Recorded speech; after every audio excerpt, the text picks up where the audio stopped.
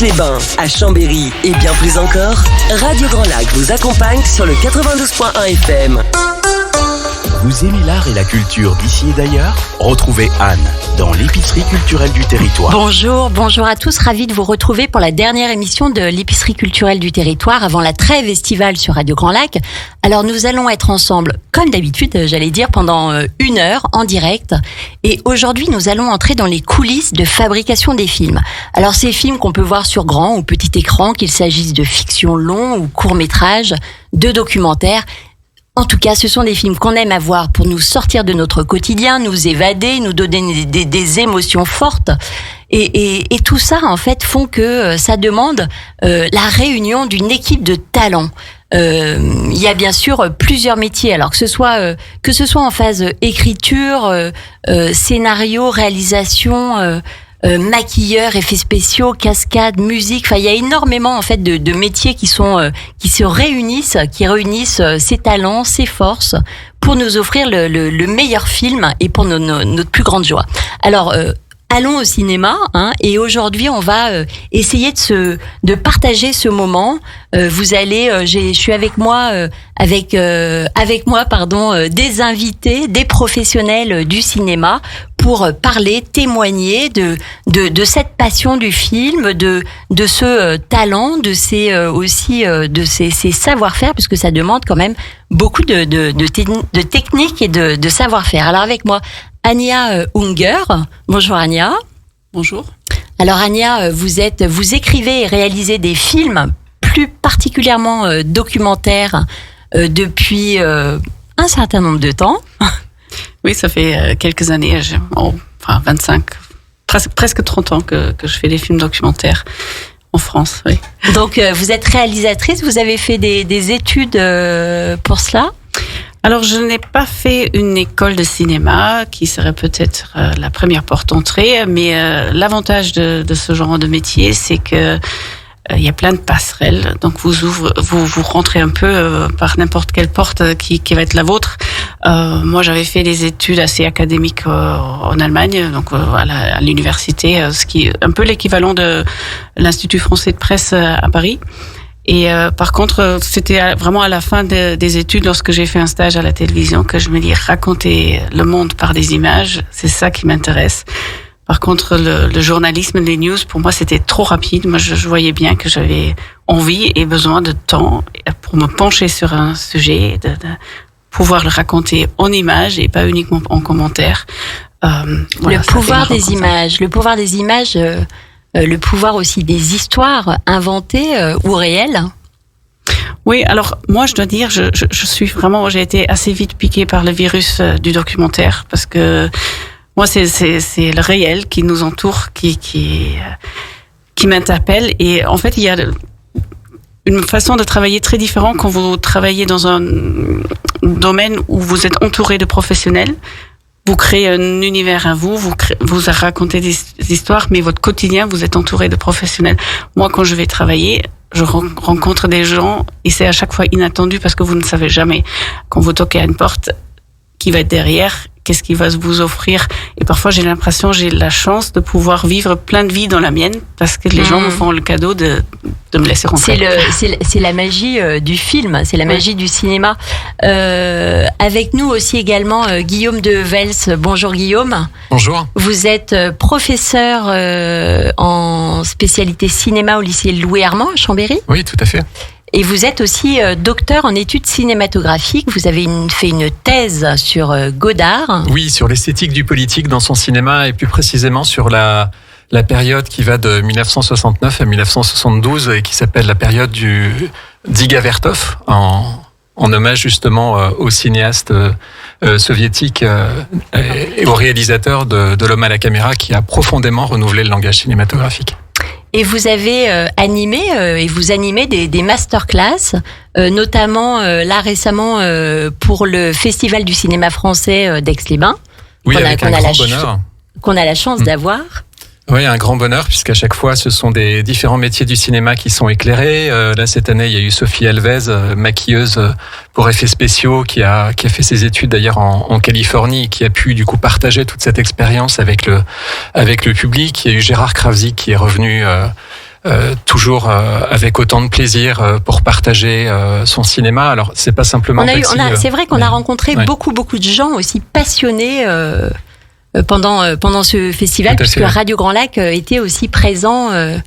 Et on a pu aussi rencontrer, interviewer beaucoup de gens passionnés et passionnants.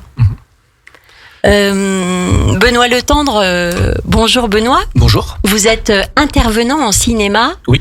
Alors en fait, vous êtes un passionné depuis toujours, puisque vous regardiez même les films en cachette quand vous étiez enfant. Moi, je dois pas être le seul. Non. Alors quel genre de film on regarde en cachette ? Tous. Oui, parce que quand on est censé faire ses devoirs, surtout à cet âge-là, on n'est pas censé regarder des films, donc c'est tous les films que l'on regarde en cachette, bien sûr.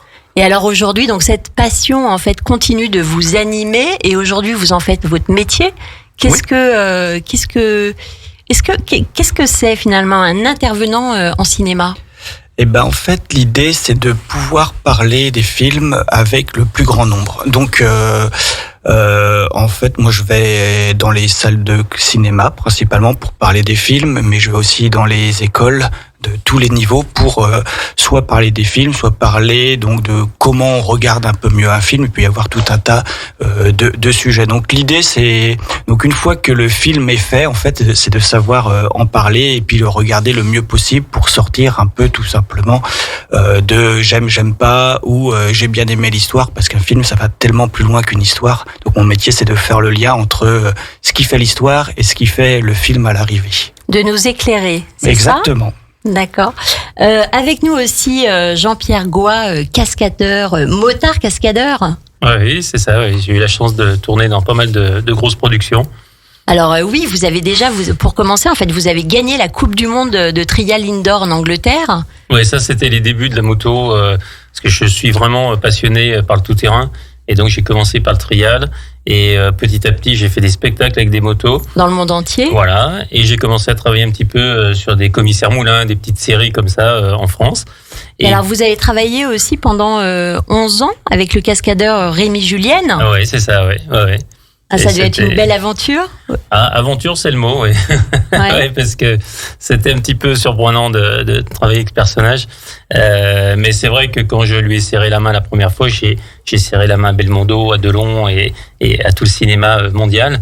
Et malheureusement, on a arrêté de travailler dans les années 91-92 parce que c'était pas ma vision du tournage et des cascades. Et vous avez aussi doublé Pierce Brosnan dans Demain ne meurt jamais. Ouais. Vous avez fait aussi, vous en avez tellement. Il y a quand même toute une collection, notamment vous avez fait le Batman aussi également. Oui, j'ai fait 2 Batman, Dark Knight et Dark Knight Rises, où là c'est la préparation d'une moto qui est un engin à arriver à piloter, cette espèce d'engin qui sort de l'imagination de Chris Nolan.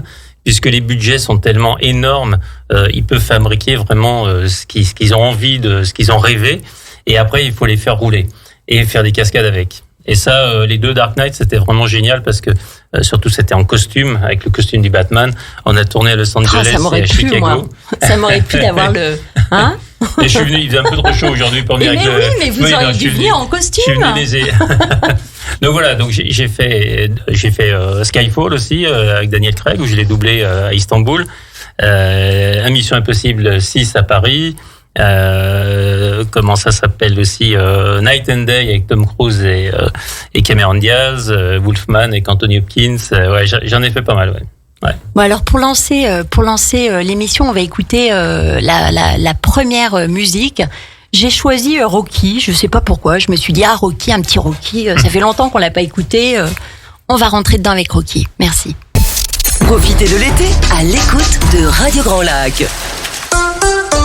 Vous aimez l'art et la culture d'ici et d'ailleurs ? Retrouvez Anne dans l'épicerie culturelle du territoire.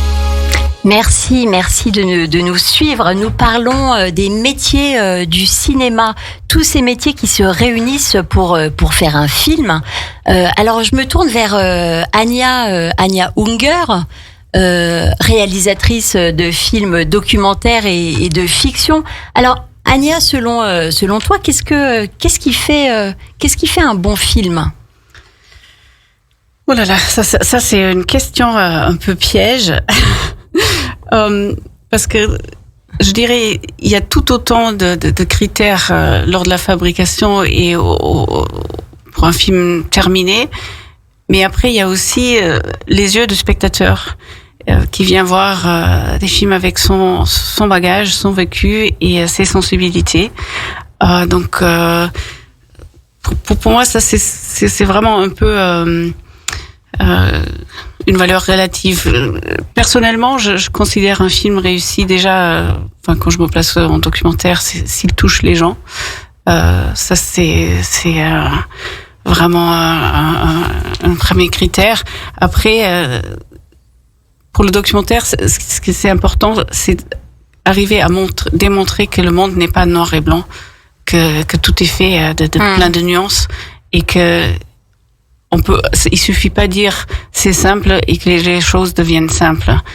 Le monde est complexe, les problématiques, les choix sont complexes et un documentaire, s'il réussit bien à transporter ça, c'est réussi. Après, alors là, on est dans le documentaire. Peut-être que vous pouvez aussi intervenir autour de la table sur même peut-être les fictions selon vous ou même votre ressenti. Qu'est-ce qui fait que même personnellement, c'est un film est un bon film pour vous? Faire un bon film, déjà du point de vue du réalisateur, c'est arriver à être chef d'orchestre et à porter une attention égale au troisième assistant du chef électro, aussi bien qu'à la vedette qui tourne, arriver à partager cette énergie, arriver à faire en sorte que les intentions se retrouvent à l'écran. Puis après, du point de vue de la réception, c'est, comme le dit Jean-Luc Godard, pas uniquement faire juste des images, mais faire des images justes, c'est-à-dire qui ont un sens, une portée, qui offrent un regard sur le monde, qui renouvellent ce regard. Et surtout qui arrive à être partagé avec un public très très vaste. On peut faire des films populaires de qualité, comme Interstellar de Christopher Nolan, qui est un exemple, c'est un blockbuster auteuriste qui arrive à faire comprendre la physique quantique au très grand public, le concept de trou de verre au très grand public. Et c'est peut-être ça aussi, faire un bon film. Et puis après, du point de vue de l'éternité, c'est la différence entre faire des films et faire du cinéma. C'est-à-dire que faire des films, c'est appliquer des recettes toutes faites, et puis faire du cinéma, c'est peut-être renouveler le langage profondément, inventer une nouvelle grammaire, une nouvelle syntaxe, pour créer de la poésie et du sens. Vous voyez, moi, par exemple, quand je vais au cinéma, quand je pleure à la fin, j'ai aussi le sentiment de me dire, voilà, ça m'a touchée. Parce que parfois, il y a des films qui sont touchants et ce qui nous fait sortir des larmes, parfois, ça aussi, ça me fait du bien et ça me fait dire que c'est un bon film. Et là, on est vraiment dans la simplicité, vous voyez, de l'émotion, oui. De l'émotion. Mm-hmm. Je le partage parce que je me dis oui, il y a aussi parfois il y a des mots, on peut y mettre des mots et puis parfois en fait c'est juste un sentiment qu'on peut avoir. Mais depuis Diderot, on sait que l'émotion est toujours reliée à l'intelligence et effectivement l'émotion est un bon signal quand on ressort d'un film profondément ému, touché.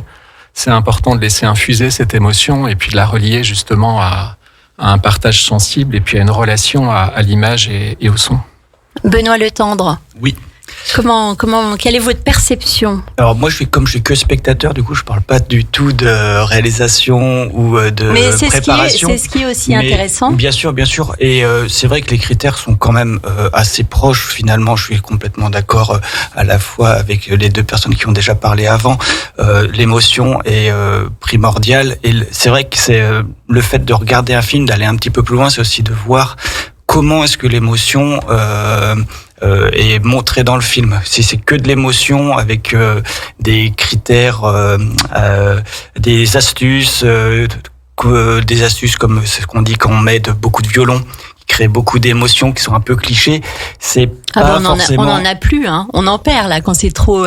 Oui, voilà, et c'est vrai que dans des cas comme ça, on aurait tendance à considérer cela, enfin, en tant que spectateur éclairé, on va dire, plutôt comme étant un mauvais film. Et l'intérêt, c'est que l'émotion peut aussi apparaître dans les très bons films, et c'est quand même le lien entre le réalisateur, le spectateur et l'intelligence. En effet, c'est le lien qui est celle de l'émotion. Et c'est très juste ce que vous dites, parce que ce que dit Robert Bresson aussi, c'est que le cinéma sonore a inventé le silence. C'est-à-dire qu'il ne faut pas que l'image redouble ce qu'on comprend déjà au son. Oui, bien sûr. Et c'est vrai que toute la pratique de pédagogue, de médiateur, c'est justement de rappeler ça pour faire que tous les spectateurs, à terme, sont des spectateurs éclairés, intelligents et donc plein d'émotions. Alors il y a la partie scénario, il y a la partie réalisation, il y a la partie montage aussi. J'aimerais aussi parler de cette importance de montage, parce que finalement il y a quand même des choix à faire, et c'est une partie quand même très importante. Ania? Oui, le montage, parfois si je dois faire l'image d'un film, on démarre l'idée, on est dans tous les possibles, on invente un paradis qui n'existe pas. Après, il y a l'enthousiasme et l'effervescence du tournage, où on récolte des images et parfois on est au-delà de ce qu'on a espéré. Et vient le purgatoire du montage, où on doit dire adieu parfois à des meilleures images du monde, parce qu'elles veulent pas s'intégrer dans un ensemble. Elles veulent être seules. Et on a toujours, vous allez demander à n'importe quel réalisateur, il va toujours vous parler de la séquence dont il a toujours rêvé et qui va être dans aucun film parce qu'elle n'est pas apte à s'intégrer dans un récit narratif plus long. Donc c'est des vrais choix et des vraies souffrances. Oui, parfois. tout à fait. C'est exactement cette idée-là, ce qu'on retrouve dans l'image manquante de Ritipan ou dans La jetée de Chris Marker, c'est où arriver à placer cette image qui fait battre le cœur et qui fait battre le sens au milieu des autres images. Et parfois, effectivement, il faut accepter d'y renoncer. Et puis après, c'est pas qu'une question de budget aussi. C'est pas parce qu'on a un gros budget que ça va être un bon film. Je parle pour le film en général, pas que pour les cascades.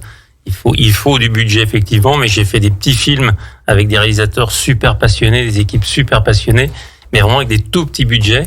Et on a fait des trucs sympas avec des bouts de chandelle, comme on dit. Et c'était vraiment très, très passionnant.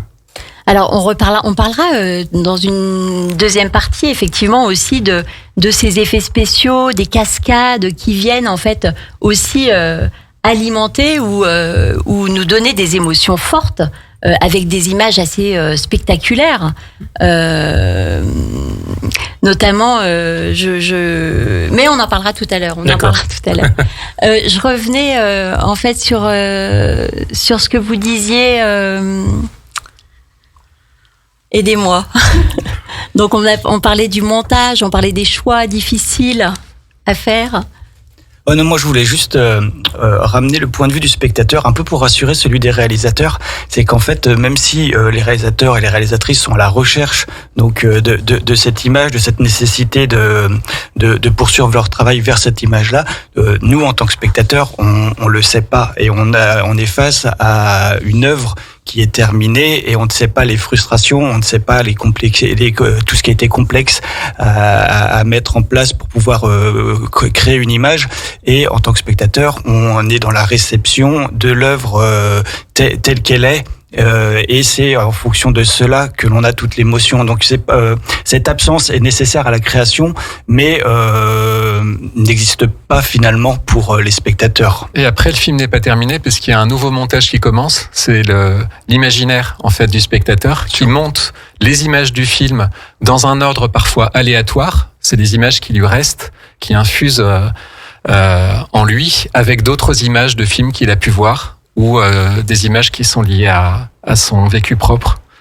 Oui, c'est presque la définition de la cinéphilie finalement. Ouais. C'est comment se construire et comment évoluer chacun comme il peut en fonction de toute la masse d'œuvres qu'il va voir ou ne pas voir tout au long de sa vie. Alors Benoît Le Tendre, donc quand vous intervenez dans les cinémas, oui. Comment ça se passe ? C'est une demande des salles ? Comment vous intervenez ? Souvent, oui, c'est des demandes de salles. Moi, je suis en contact plutôt avec les salles plutôt qu'avec les créateurs ou les créatrices. Donc, c'est une fois que l'œuvre est présentée, distribuée, diffusée, les salles de cinéma ou les associations de salles en réseau me contactent pour pouvoir proposer des interventions, des accompagnements autour des films.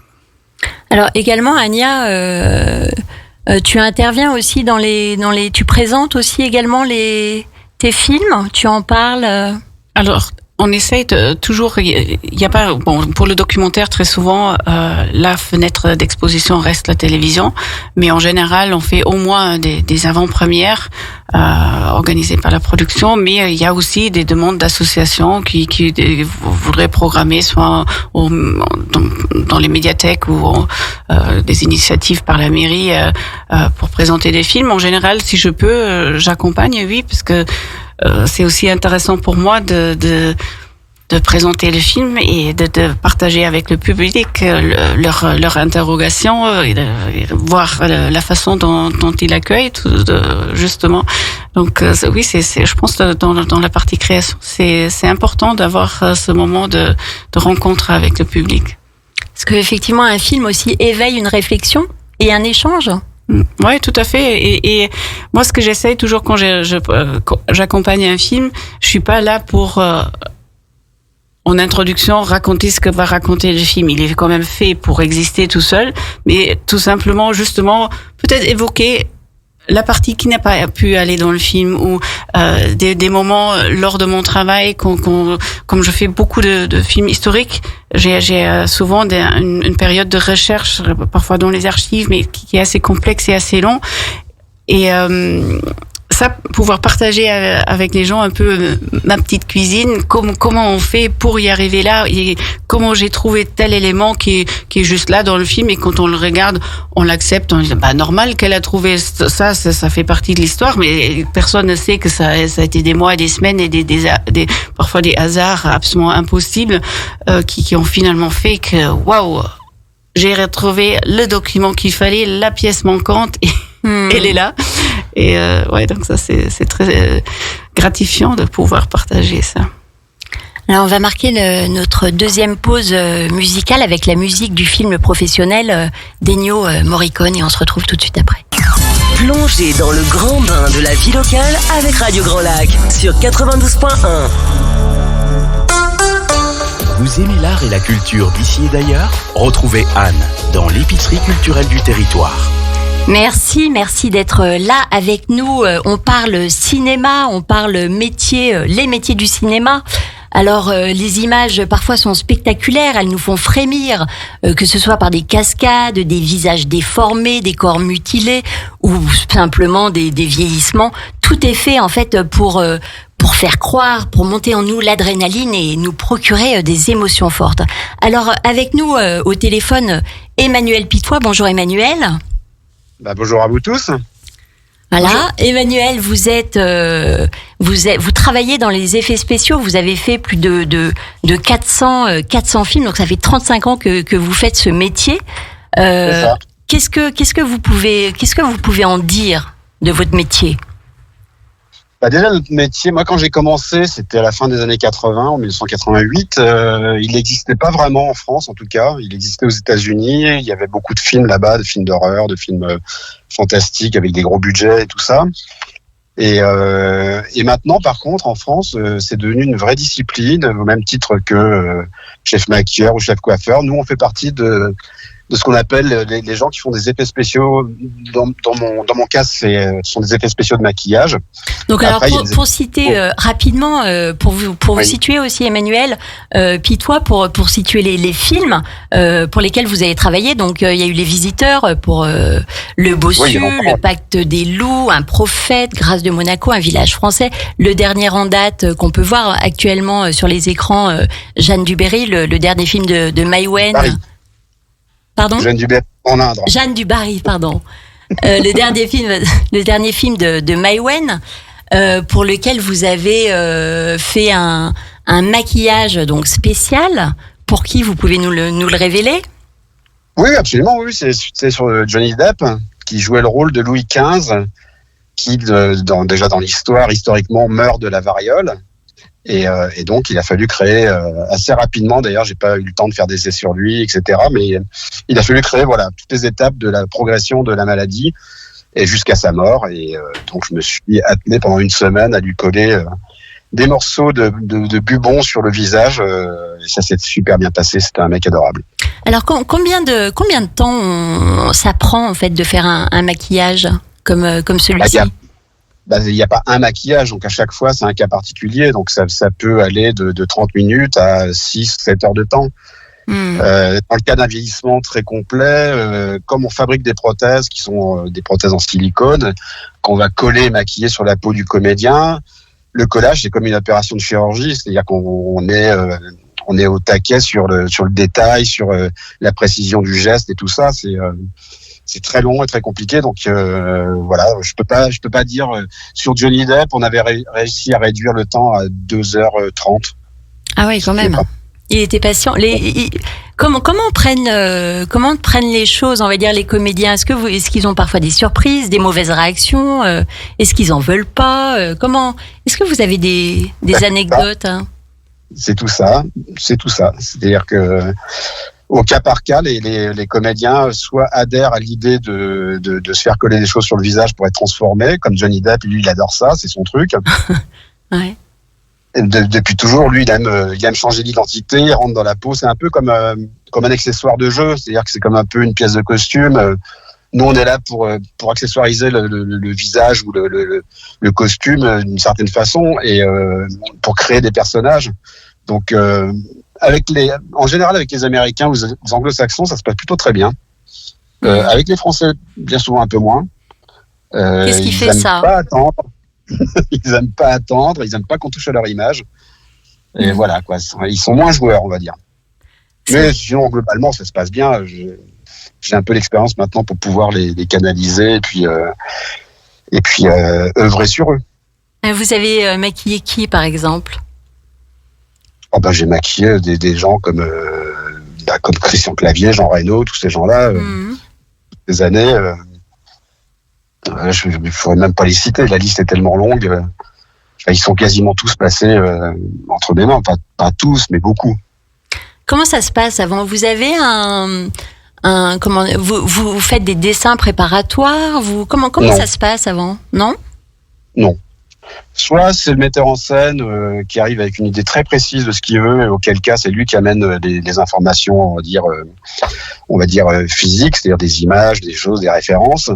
Soit on me dit je lis le scénar ou on propose des choses et on me demande qu'est-ce que tu en penses et qu'est-ce que tu peux inventer autour de ça. Et voilà, après moi je fais un travail de recherche, je peux dessiner s'il faut, hein, je peux m'occuper de tout ça. Après on passe beaucoup par l'étape modelée, donc on propose des choses en 3 dimensions parce que c'est difficile des fois de proposer des choses à plat et de s'imaginer ça en 3D. Mais voilà, ça fait partie de tout un panel d'outils qu'on a pour proposer. Et en général, voilà, on trouve toujours une espèce de ligne pour convaincre la personne qui est la demandeuse de ça, quoi. Est-ce qu'on peut dire après 35 ans de carrière de maquilleur d'effets spéciaux, est-ce qu'on peut dire que le maquillage est forcément réussi, c'est-à-dire que c'est maintenant vous êtes rodé et il n'y a pas de, vous pouvez. Non, c'est. Voilà, ma question c'est, est-ce que vous pouvez rater un maquillage encore aujourd'hui? On n'a pas intérêt déjà, donc oui. On fait tout pour l'éviter. Après, un accident peut arriver, on peut se planter sur un truc, ça arrive. Hein, c'est comme une cascade. Je sais qu'il y a des gens, des cascades autour de vous. Il peut y avoir. En fait, l'équation, elle a X inconnue, donc c'est empirique, c'est de l'artisanat. En plus, la matière première, moi, c'est le comédien. Donc, si jamais il adhère pas au projet, si jamais il est pas en connivence avec moi, c'est comme si j'étais chirurgien, que j'essayais d'opérer quelqu'un qui est pas anesthésié, quoi. Donc, voilà, c'est un ensemble de choses qui fait qu'on n'est jamais sûr de rien. Donc, avec l'expérience, on essaye de se protéger de tous les côtés. Mais il y a toujours une part d'impondérable ou de hasard qui fait qu'on n'est jamais sûr de rien. Ça reste empirique. Est-ce que parfois maintenant, des outils qui sont les effets spéciaux numériques, donc ce qu'on appelle la post-prod, et voilà, il y a un outil en plus, sauf que la technicité de tout notre travail maintenant est vraiment extrême à cause justement de l'image numérique qui a une définition extrême et très précise. Donc comme on colle toujours des morceaux de plastique sur de la peau, en fonction de la lumière, du temps qui s'est passé entre le moment où on a fait le maquillage et puis au moment où on filme. Il y a de la dégradation mécanique, il y a tout ça, le comédien peut transpirer. Donc il y a tout un tas de choses comme ça qui font qu'on n'est pas maître de tout. On n'est pas maître des horloges. Il y a pas, parfois il y a des problèmes d'allergie, par exemple, ou des choses comme ça, ou des. Oui, ça m'est arrivé sur Diane Kruger l'été dernier. Je lui ai maquillé un œil et elle a eu une forte réaction allergique. Je ne sais pas à quoi, je ne sais pas pourquoi, mais après on peut mettre pas en danger, mais en tout cas le tournage, il peut s'arrêter parce que la personne a la peau rouge pendant 3-4 jours, ça peut arriver. Et vous avez eu déjà, par exemple, des refus suite au maquillage, c'est-à-dire des comédiens qui refusent en fait le maquillage? Je pense au vieillissement, par exemple, par rapport à l'image, puisqu'effectivement... C'est plus pernicieux que ça. Quand les comédiens refusent, en fait, c'est plutôt sournoisement. C'est-à-dire qu'ils le font pas... ils communiquent pas là-dessus. C'est-à-dire qu'ils vous le font comprendre dans la loge de maquillage, mais après, personne n'est forcément au courant de ce qui se passe dans la loge de maquillage. Donc, on peut avoir un réalisateur... Moi, j'ai l'expérience avec, par exemple, Philippe de Broca, sur le Bossu, qui voulait quelque chose de très conventionnel, comme le Bossu avec Jean Marais. Donc, il voulait vraiment une prestation de maquillage sur Daniel Auteuil. Et Daniel Auteuil était absolument contre. Lui, il voulait faire ça à minima, comédia dell'arte, comme il disait. Et à l'arrivée, on a fait plein de choses, on a fabriqué énormément de choses qui convainquaient Philippe de Broca, mais dont le comédien ne voulait pas. Oui. Donc, voilà. Et là, c'est pourtant un parti pris, j'allais dire, de la réalisation. Je ne savais pas que le comédien ne voulait pas. Je me tourne vers Jean-Pierre Goy, cascadeur qui est là avec nous depuis le début de l'émission. Est-ce que Jean-Pierre Goy, de la même manière, est-ce que parfois vous pouvez rater des cascades? Oui, alors faut éviter, mais parce que ça coûte cher. Ça coûte très cher et puis ça fait mal aussi. Après, on a sur les grosses productions comme les Batman, tout ça, les Bond et tout, on a énormément de temps. On a vraiment beaucoup de temps de répétition où on monte les cascades avec d'autres cascadeurs, avec le réalisateur, avec les directeurs des cascades.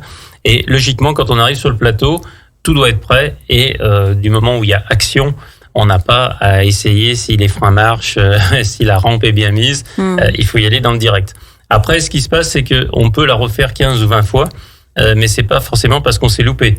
C'est parce qu'ils vont changer les angles de caméra.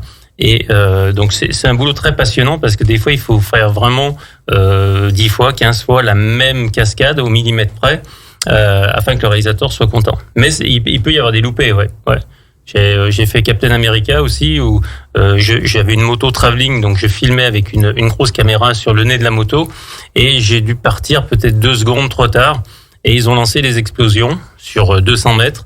Donc j'ai tout pris dans la tête et ma caméra était en retard de Captain America.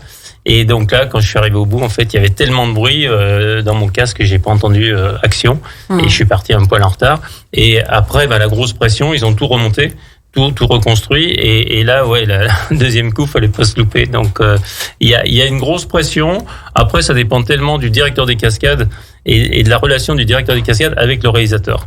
Ça c'est un gros parce que si le directeur des cascades protège ses cascadeurs et les aide, ça se passe bien avec le réalisateur, mais ça peut être compliqué. Alors, est-ce qu'on a peur, en fait, quand on est cascadeur? Est-ce qu'on a encore peur, même avec des années d'expérience? Pour rire, je disais toujours, j'ai peur de pas être payé. C'était les époques Rémi Julienne, plutôt. Après, non, la question de l'argent ne vient plus. Non, mais moi, je parlais de la peur. Oui, mais justement, c'est tellement un plaisir de travailler pour des acteurs comme Brosnan ou Daniel Craig, tout ça, ou Christian Bale. Que après, effectivement, il peut y avoir des scènes, par exemple sur un James Bond où je saute par-dessus un hélicoptère d'un immeuble à l'autre avec une moto qui est pas du tout faite pour ça, pour faire des sauts. Il y a un moment, disons, de peur. Moi, tous les gars qui avaient pas peur. Alors, racontez-nous un peu plus cette cascade qui est quand même vraiment spectaculaire, puisque vous allez sauter en moto entre 2 immeubles, c'est ça? À 20 mètres de haut sur 30 mètres de long. Et l'atterrissage. Ne me dites pas que vous n'avez pas peur avant. Non, parce qu'après on est tellement pris. Si vous voulez, le problème d'une cascade comme ça, c'est que déjà la moto devait être câblée, c'est-à-dire pondue sous un câble. Et quand j'ai vu le storyboard, je me suis dit mais ça c'est la cascade du siècle pour moi. Faut vraiment que je la fasse. Et j'ai prouvé à toute la production, les assureurs, tout ça, que je pouvais sauter avec une moto de 300 kilos par-dessus un hélicoptère quand même assez haut. Et après, c'est vraiment le gros problème dans ce genre de cascade, c'est que vous la faites pas quand vous voulez. Vous voyez, parce qu'il y a des caméras, parce qu'il y a des figurants, parce qu'il y a des acteurs, et c'est là que la peur commence à venir un petit peu. Mais c'est une peur qui est très bonne. Est-ce qu'à ce moment-là, vous aviez un lien avec... donc là, c'était avec Pierce Brosnan que vous doublez. Ouais, Michelle Yeoh aussi, l'actrice. Alors, est-ce que vous avez des liens avec les comédiens que vous doublez? On est restés quelques années ensemble, mais après, on sait plus. Non, quand je dis des liens aussi sur les... Je rigole. Oui. Vous échangez sur... Pierce Brosnan, le réalisateur, voulait le faire rouler justement en moto, et Pierce n'en avait pas du tout envie. Après, avec Daniel Craig, oui. Alors, des fois, je règle aussi un petit peu les cascades. J'ai fait un Jason Bourne aussi à Manille avec Jérémy Renner, qui a fait le 4e après Matt Damon, où là, je l'ai vraiment coaché en lui disant, si tu peux faire un maximum de cascades, c'est parfait. Moi, c'est un autre métier, en fait. Et ça, c'est très, très passionnant. Donc, on est vraiment, on travaille vraiment, c'est rarement où on est décalé, quoi. Et vous avez une anecdote particulière à nous partager sur un film qui a marqué votre carrière? Il y en a pas mal aussi, effectivement. J'ai fait Inception aussi avec DiCaprio à Tanger. Non mais j'arrête après. Mais vous avez trop de la chance. Donc voilà, mais il y a pas mal d'anecdotes. C'est vrai que la plus belle cascade que j'ai fait, c'est le saut par-dessus l'hélicoptère, ou sans casque, puisque c'est écrit comme ça. Donc là, on peut pas faire autrement. Et j'avais une perruque qui était quand même assez fixée sur ma tête. Je sentais que j'avais une perruque. Et le saut s'est réalisé. Tout le monde, on a tous sauté sur les écrans de... Parce que là, il n'y a qu'une prise, forcément. J'avais fait plus de 200 sauts avant, justement pour me régler. Après 3 sauts dans le décor. Et après... logiquement, il y avait un saut, mais on ne sait jamais. Il peut toujours y en avoir un deuxième parce qu'il peut y avoir des soucis de caméra. Et tout le monde est là, venu me dire bonjour, enfin me saluer, Brosnan, Michelle Yeoh, tout ça. Et finalement, je suis parti à l'hôtel avec la perruque sur la tête. J'étais tellement dans mon truc que je me rappelais même plus que j'avais la perruque, alors que ça me tirait les cheveux et tout. Vous voyez, donc c'est toutes des anecdotes qui sont très très sympas. Sur des plateaux, mais comme on parlait tout à l'heure, moi je suis plus un pilote et le cinéma j'ai bien aimé, mais c'était très très long. C'est ça le problème. Je roulais pas assez. Vous attendez beaucoup, et vous, ce qui vous intéressait, c'était oui, de faire de la moto. De m'entraîner. Oui, mais pas faire de la moto.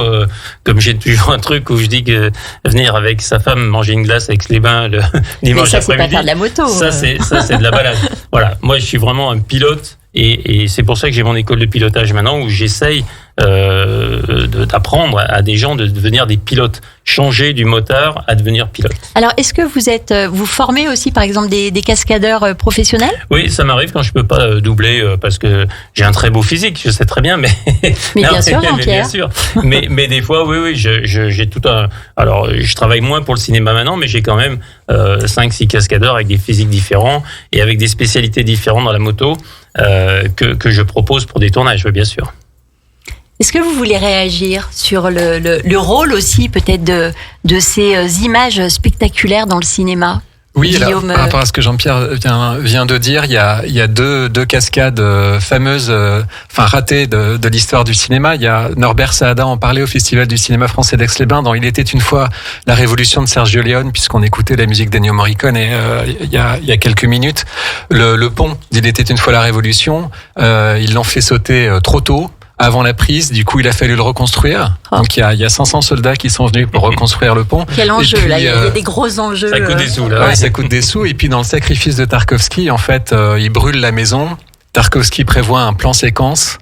Et en fait, il a fallu, là aussi, reconstruire la maison pour réincendier la maison et faire le plan qu'on voit actuellement dans le film. Puis un autre point aussi sur lequel je réagis, à t'entendre, effectivement, il y a un aspect d'écriture, de scénographie, de synergie, de relations, d'existence forte, de vécu fort dans les cascades, que ce soit en pilotage ou autre. Et je pense que c'est ce qui fait la longévité en fait des cascades physiques par rapport au numérique, au tout numérique.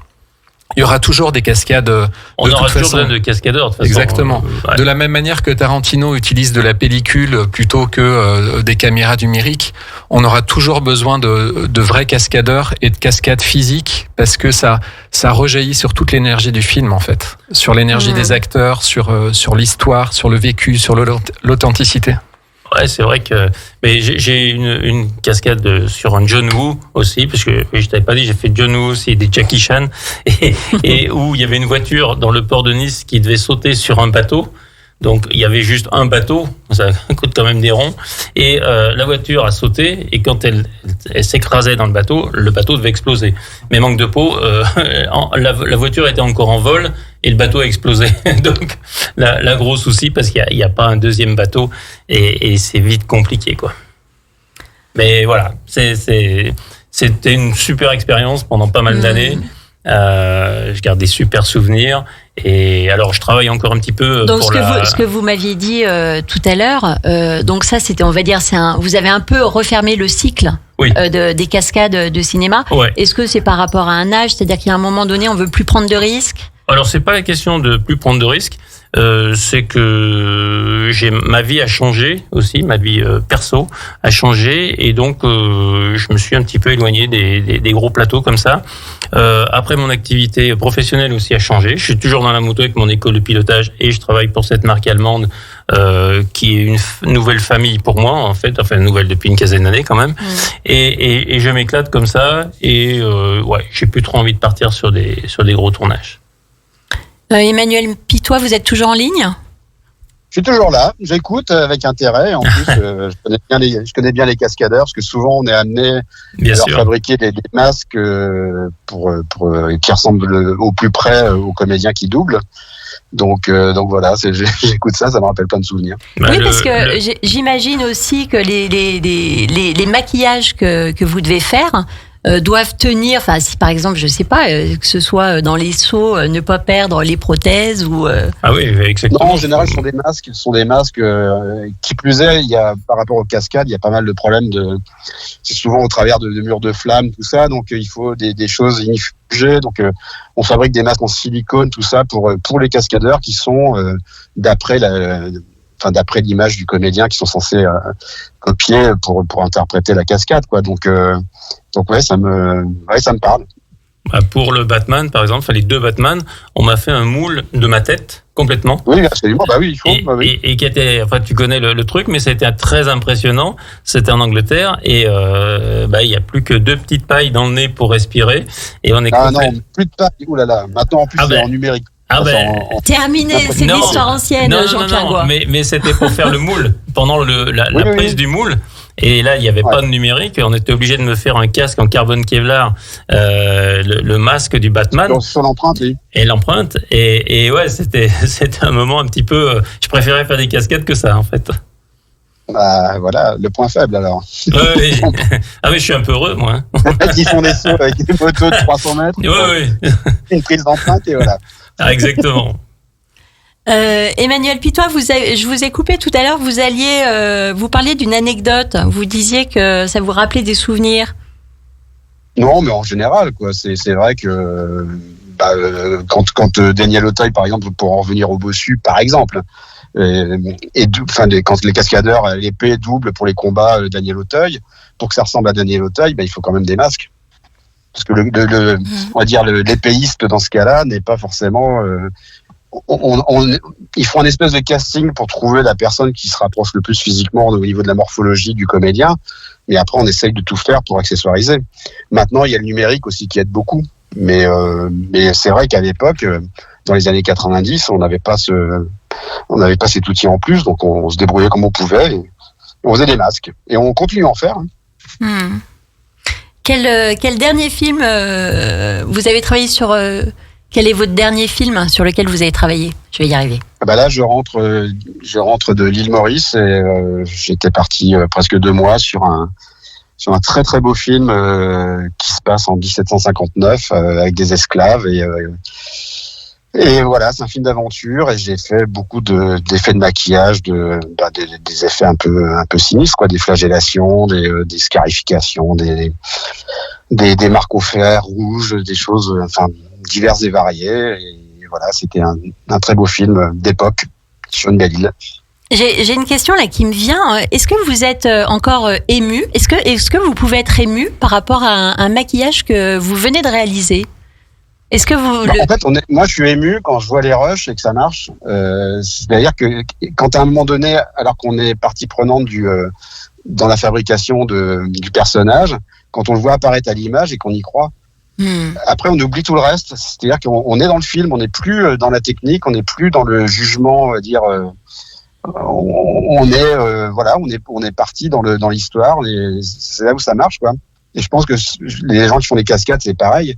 C'est-à-dire que c'est comme quand vous parliez d'adrénaline tout à l'heure, c'est ça aussi. Quand on regarde un film, il faut des moments d'émotion, il faut tout ça. Et quand on voit le film et que d'un coup on capte cette émotion grâce à notre collaboration en général, bah c'est là où c'est magique. Parce qu'on n'a pas travaillé pour rien. Parce que on fait partie d'un tout. Ouais, c'est ça. Et on n'est pas dissociables les uns des autres. C'est-à-dire que un film, c'est plein de techniciens, c'est plein de gens qui mettent leur cœur à l'ouvrage et qui se donnent tout, pour que ça fonctionne à l'image et que après, voilà, le metteur en scène, il a des idées en tête. On essaye de tout faire pour qu'il les mette visuellement en pratique et on n'est pas propriétaire de la fin du film en tant que tel. On est là pour associer nos talents d'une certaine façon pour un but commun, c'est-à-dire qu'on y croit, qu'on croit cette histoire. Bon, un grand merci Emmanuel Pitois d'avoir partagé avec nous votre métier et votre passion et votre technique aussi, tout ça. On va écouter, on va marquer la dernière pause musicale que vous avez choisie, Starman de David Bowie. Est-ce que vous pouvez nous dire peut-être pourquoi ce choix ? Bah c'est pas Starman en particulier parce qu'on l'écoutait beaucoup à l'atelier avec mon ex-compère qui était mon associé et qui est décédé maintenant. Mais c'est surtout parce que David Bowie, il y avait un maquillage absolument incroyable dans les années 80. C'était un film qui s'appelle Les Prédateurs avec Catherine Deneuve aussi. Et il y avait une étape de vieillissement qui était très très impressionnante. Et je me suis toujours dit, mais comment c'est fait ? Et c'est à partir de ce moment-là où j'ai découvert que c'était du maquillage, des prothèses, des gens qui travaillaient, dont c'était le métier de coller des morceaux de caoutchouc sur de la peau de comédien pour faire croire. C'est un métier. C'est un métier. Merci et à très bientôt Emmanuel Pitois. On écoute David Bowie. Au revoir. Au revoir. 24h sur 24, 7 jours sur 7, vous écoutez Radio Grand Lac sur le 92.1 FM. Vous aimez l'art et la culture d'ici et d'ailleurs ? Retrouvez Anne dans l'épicerie culturelle du territoire. Bienvenue pour ceux qui arrivent et prennent l'émission en cours. Alors aujourd'hui, on parle des métiers du cinéma, un cinéma qui nous fait frémir, un cinéma qui nous donne des émotions, un cinéma aussi qui nous offre des chemins aussi parfois de réflexion sur des sujets, que ce soit les films documentaires, des films fiction. Alors avec moi, différents invités pour en parler. On en parle déjà depuis presque 1 heure. On vient d'avoir aussi en ligne Emmanuel Pitois qui lui nous a partagé aussi son expérience de maquilleur d'effets spéciaux. Avec nous sur le plateau Jean-Pierre Goua, cascadeur aussi, avec un palmarès impressionnant, des expériences impressionnantes qui nous a également partagé. Moi, même sans voir les cascades, je frémissais aussi dans ces descriptions. Non, mais il fallait pas avoir peur. Non, mais ça y est, j'ai bu un verre d'eau, ça va mieux. Avec nous aussi Anya Unger, réalisatrice de films documentaires et de fiction aussi également pour France 3, les films. Alors les documentaires, c'est surtout Arte et France 3 pas mal. Et en fiction, en fait, j'ai fait un seul court-métrage de fiction en tant que réalisatrice. C'était une envie. C'était relativement au début de ma carrière, entre guillemets. Et puis sinon, j'ai eu quelques expériences comme assistante réalisatrice sur des téléfilms, où c'était souvent des coproductions franco-allemandes où il y avait certains comédiens qui venaient d'Allemagne ou un réalisateur allemand, une équipe française où les productions cherchaient toujours pour que la mayonnaise prenne quand même, d'avoir entre guillemets quelques éléments dans les équipes qui sont bilingues et qui connaissent bien les deux mentalités pour pouvoir faire ciment pour quand même avancer dans le bon sens. Alors finalement, c'est vraiment le film et le cinéma, c'est faire ciment aussi entre les métiers, rassembler, réunir des compétences, des savoir-faire, des talents, pour arriver aussi réunir ces techniques aussi pour finalement arriver à la magie d'un film, à un pouvoir d'image aussi également.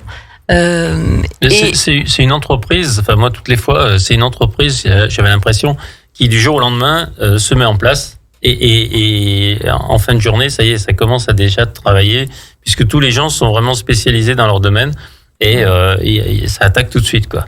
Ça, c'était impressionnant. Oui, il faut dire, quand vous faites partie de l'équipe réalisation, la sauce monte. Il y a la préparation. Le premier assistant réalisateur, il fait à l'époque c'était des tableaux Excel. Maintenant c'est tous des logiciels. Tout est prévu, mais avec une minutieux. Il faut tel extérieur, il faut tel décor, il y a tant de transport, tel comédien il est disponible seulement là, mais oui, là, après la comédienne elle est enceinte, donc il y a une vraie logistique derrière. Il fait la quadrature du cercle pour que tout fonctionne et le jour J quand on démarre le tournage, c'est comme un mini monde à part. On devient une grande famille sur 6 semaines, 7 semaines, 8 semaines. Et d'ailleurs, c'est assez difficile quand ça se termine. Oui, il y a la dépression. On tombe dans un trou noir, on est orphelin. Mais c'est exactement, c'est vrai. Hein. Ah ouais, ça fait bizarre. Hein. Ouais. Et le réalisateur, il prend le bébé, les rushs, et il continue avec le monteur ou la monteuse. Et, voilà. Mais c'est pour ça que les acteurs aussi ont du mal à sortir quand ils finissent un film. Des fois, on en a vu dans Dark Knight. Heath Ledger qui a très mal vécu la suite en fait. Hein. Donc c'est d'être dans un rôle ou être réalisatrice ou c'est très très compliqué. Alors on a dépassé un peu l'horaire, mais j'aimerais quand même qu'on finisse cette émission en parlant de formation. Comment on peut se former au métier du cinéma? Alors bien sûr, Guillaume de Vels, pardon, je me tourne vers vous. Comment on peut, et aussi Benoît Le Tendre, puisque vous faites aussi des ateliers de formation. Comment parlez-nous un petit peu de votre école. Je crois que vous formez à l'école de Chambéry. Alors, j'enseigne en spécialité cinéma au lycée Louis Armand de Chambéry. C'est comme toute spécialité artistique, il y en a à peu près une par département en France. Elles ont commencé à être créées dans les années 80 et l'idée c'est d'enseigner le cinéma en faisant. Donc il y a des cours d'histoire et d'esthétique du cinéma, mais la théorie prend toujours sens dans une dynamique de projet. Donc les élèves apprennent à écrire des scénarios, des découpages techniques, des plans au sol, des storyboards. Ils font des courts-métrages, des mini-séries, des films documentaires comme des films de fiction. Et en enseignant, je travaille en synergie avec des intervenants artistiques au scénario, au tournage et au montage. Les films sont ensuite projetés. On va aussi en festival. On va au Festival de Cannes. Là, par exemple, cette année, les élèves ont eu le bonheur de rencontrer Martin Scorsese, Howard Shore. J'ai vu ça. D'échanger avec Jim Jarmusch 30 minutes après la séance du retour à la raison de Man Ray dont il avait composé la musique. Donc voilà, c'est un enseignement qui est buissonnier et qui est toujours en phase avec le monde professionnel et artistique. Mais j'enseigne aussi l'histoire du cinéma à l'école de cinéma d'animation l'ENAI à Vauglan. Et l'idée est la même, c'est toujours d'essayer de se greffer de développer la culture générale de ces étudiants qui vont faire des films d'animation parce que c'est important d'avoir un imaginaire hyper développé. Donc je leur projette des films je fais un cours sur le temps, en fait, au cinéma. Donc, il y a La Jetée de Chris Marker, comme Valse avec Bachir d'Harry Folman, qui pose aussi des questions de montage. Et qu'est-ce que c'est que le temps? Qu'est-ce que c'est qu'un rythme? Comment on peut raccorder des images entre elles et comment on peut créer une certaine durée? Comment chaque film? Donc, ça rejoint un peu la première question que vous avez posée. Qu'est-ce que c'est qu'un bon film? C'est un film qui crée un rapport inédit au temps. Et qui, du coup, arrive à créer ce point d'émotion chez chacun. Benoît Letendre, vous proposez aussi des ateliers, des interventions culturelles et pédagogiques à différents publics de tout âge, on va dire. Oui, l'idée c'est après avoir vu un film ou même avant d'avoir vu un film, c'est juste un petit exercice pour pouvoir découvrir un peu plus, aller plus loin, parce que on en revient à la question du bon film. Le bon film, c'est celui qui sait raconter une histoire de la bonne façon, donc qui est en lien, qui lie le fond et la forme, comme on dit généralement. Et mes ateliers, c'est ça, c'est donc soit quand c'est pour accompagner des films, soit quand c'est pour découvrir une technique. C'est juste pour que les spectateurs puissent aller beaucoup plus loin, et peut-être que s'ils ont envie d'aller plus loin, ils suivront des formations pour pouvoir effectivement réaliser des œuvres. Mais moi, c'est juste vraiment le côté la culture pour pouvoir apprécier et se dire que le cinéma, c'est bien plus que une histoire qu'on aime ou qu'on n'aime pas. Alors, un grand merci à vous. On va refermer les portes de l'épicerie culturelle du territoire. Pour ceux qui veulent réécouter l'émission, il y a un podcast disponible sous 3 jours sur le YouTube de Radio Grand Lac. Ma prochaine émission, on se retrouvera à la rentrée en septembre. Merci vraiment de votre fidélité et de nous suivre. Vous êtes de plus en plus nombreux et vraiment ça fait chaud au cœur.